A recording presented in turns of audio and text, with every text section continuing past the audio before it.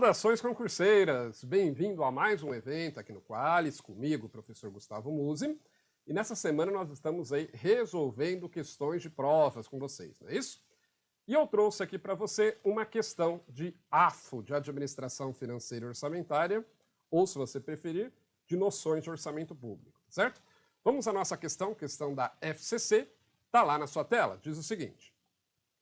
As seguintes informações sobre as despesas de um Poder Executivo Estadual, referentes ao exercício financeiro de 2017, foram extraídas de seu sistema de contabilidade, sendo que os valores estão em reais.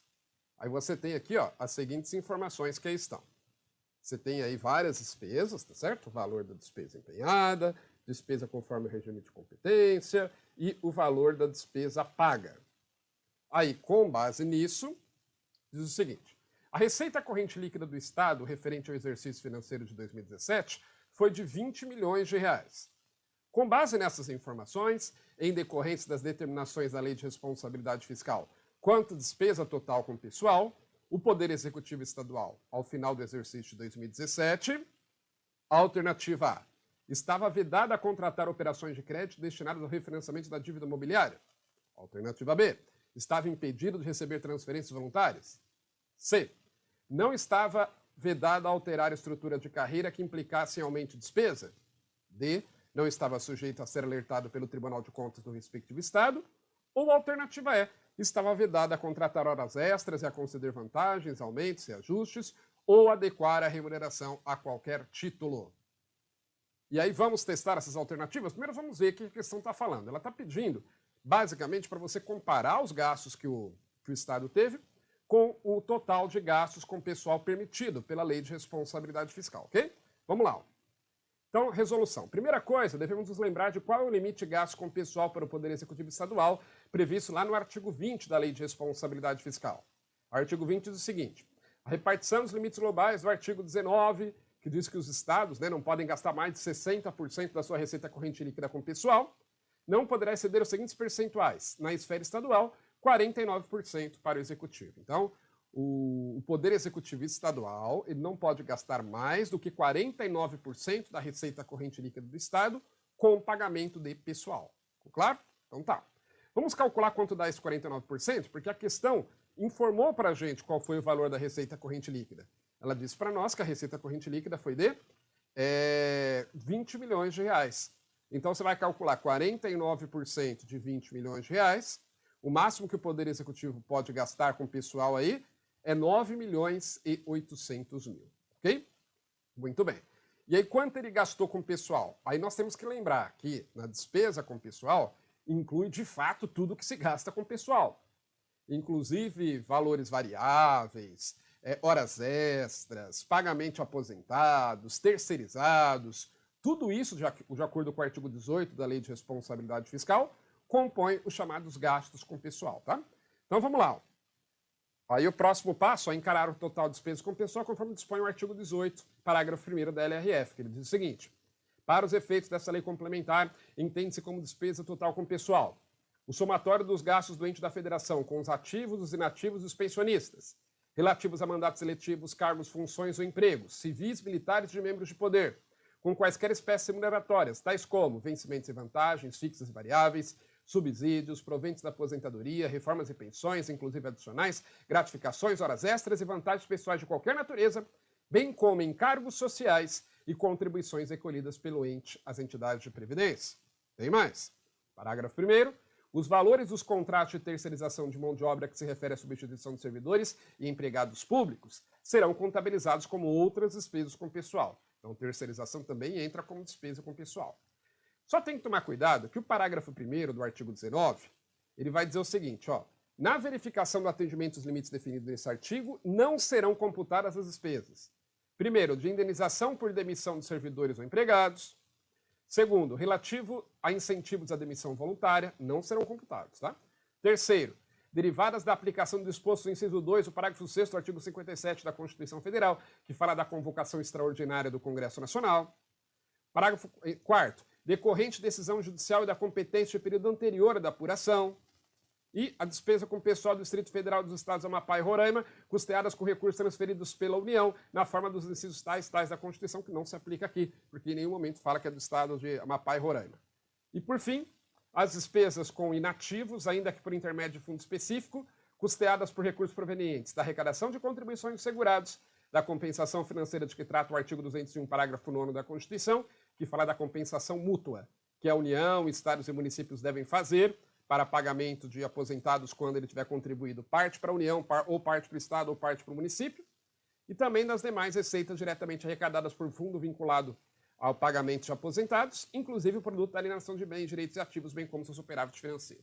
Então aqui o parágrafo 1º do artigo 9º, do artigo 19, desculpe, ele traz aí exceções, tá? Mas de uma forma geral, tudo que é gasto, de fato, com pessoal, inclusive inativos, terceirizados, vai ser considerado aí no limite, tá?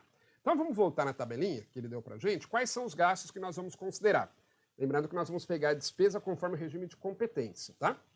Então vamos lá. Primeira coisa, primeira despesa, vencimentos e vantagens fixas, pessoal civil. Entra como despesa com pessoal? Com certeza, né? Pagamento aí dos servidores. Obrigações patronais, também entra, segunda linha? Também, porque são as obrigações aí decorrentes de encargos sociais.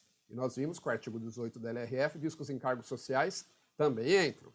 Outras despesas variáveis pessoal civil também entra, né? Porque outras despesas, qualquer despesa com pessoal, em princípio, exceto as que estão no parágrafo 1º do artigo 19, não entram. Todas vão entrar, exceto essa. Diárias entram? Diárias não, porque o pagamento de diárias não é considerado pagamento de pessoal, tá? A diária é considerada aí eventual, não entra. Outras despesas de pessoal decorrente de contrato de terceirização. Esse entra, justamente porque contrato de terceirização, pelo parágrafo único do artigo 18, vimos que entra. Serviços de consultoria não entra, indenizações e restituições também não entram. Então nós vamos somar aí, ó, toda essa despesa conforme o regime de competência dessas 4 despesas que estão aí. Deu para entender? Então tá lá, para ver, né, quanto deu o total de gastos com pessoal. Soma das despesas com pessoal, 9.350.000. Vê-se assim que os gastos com pessoal encontram-se dentro dos limites estabelecidos na Lei de Responsabilidade Fiscal, não estando ele sujeito aí a qualquer restrição. Aí nós já vamos ver cada uma lá das alternativas, tá?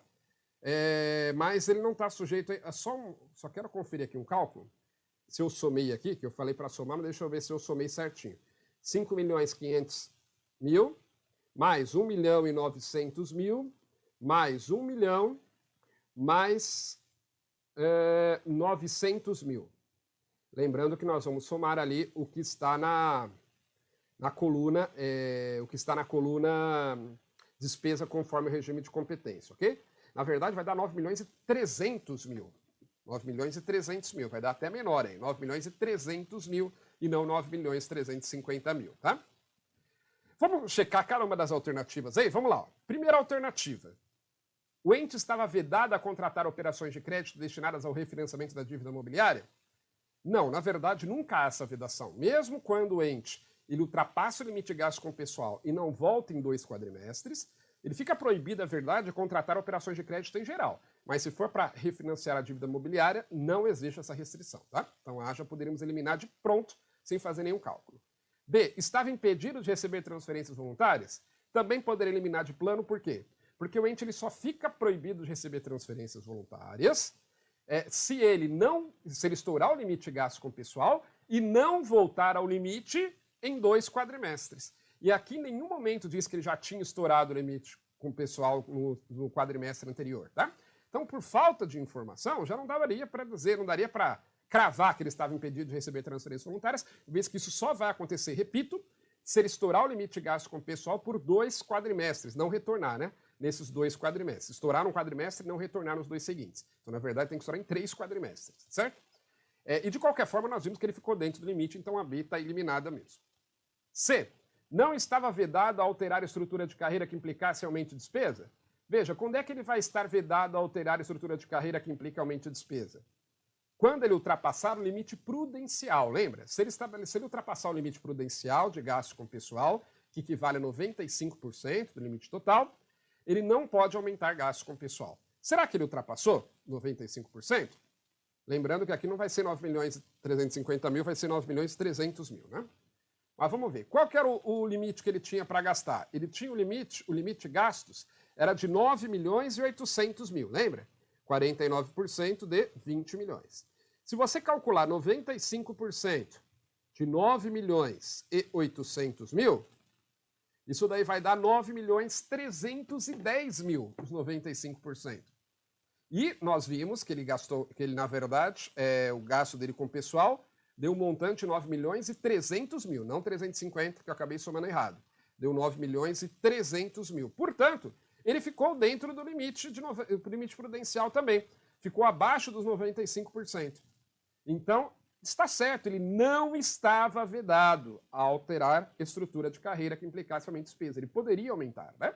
Porque não ultrapassou o limite prudencial. D.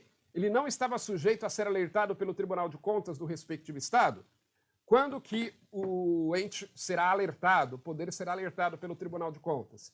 Quando ele ultrapassar 90%, não 95%. Quando ele ultrapassar 90% do total do limite de gasto com o pessoal, que é o chamado limite de alerta. No caso aí, quanto seria 90%? É só você pegar 90%, vamos calcular aqui, ó, 9 milhões e 800 mil, que é o limite total.